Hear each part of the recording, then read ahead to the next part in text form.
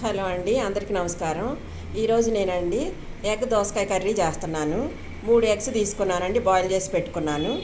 2 దోసకాయలు తీసుకున్నాను, 2 టమాటాలు, 2 ఉల్లిపాయలు అండి, 3 పచ్చిమిరపకాయలు, కరివేపాకు, కొత్తిమీర, కొంచెం వెల్లుల్లి అండి, కచ్చా పచ్చా దంచి వేసుకుందాము. ఇవన్నీ శుభ్రంగా కడిగి తీసుకొచ్చానండి. ఇవి కట్ చేసి తీసుకొస్తాను. గింజలు తీసేసానండి, ఎందుకంటే ఇవి అంత తొందరగా అరగవండి.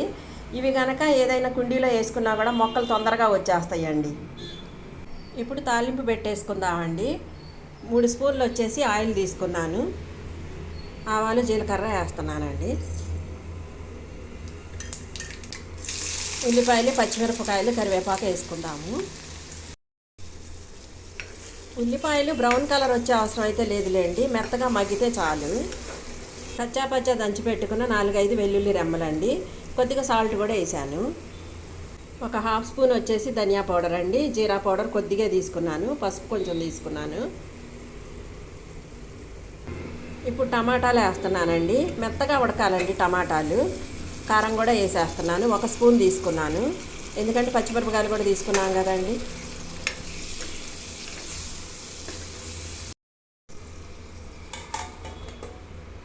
దోసకాయ ముక్కలు కూడా వేస్తున్నానండి.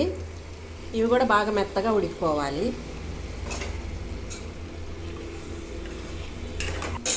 సిమ్లో పెట్టండి, మూత పెట్టేసేద్దాము. 10 నిమిషాలు ఉడికించుకుందాము, మధ్య మధ్యలో తిప్పుకుంటూ.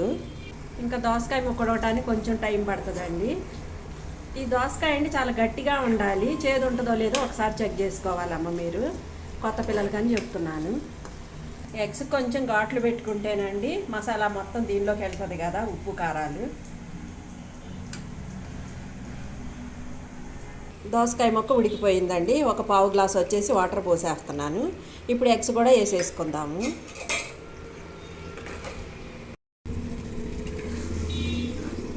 ఒక 2 నిమిషాల తర్వాత ఒక బౌల్లోకి తీసేసుకుందామండి.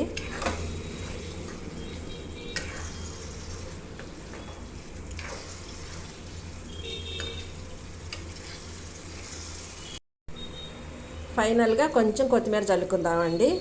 ఎగ్ దోసకాయ కర్రీ రెడీ అయిపోయింది. ఒక ప్లేట్లోకి తీసేసుకుందాము.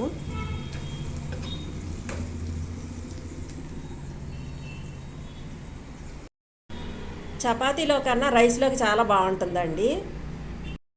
ఈ దోసకాయ ఎగ్ కర్రీ అండి చాలా తక్కువ మంది చేసుకుంటారు. ఒక్కసారి అయితే ట్రై చేయండి. మీకు నచ్చితే మాత్రం తప్పకుండా లైక్ చేయండి, షేర్ చేయండి, సబ్స్క్రైబ్ చేయటం మాత్రం మర్చిపోకండి.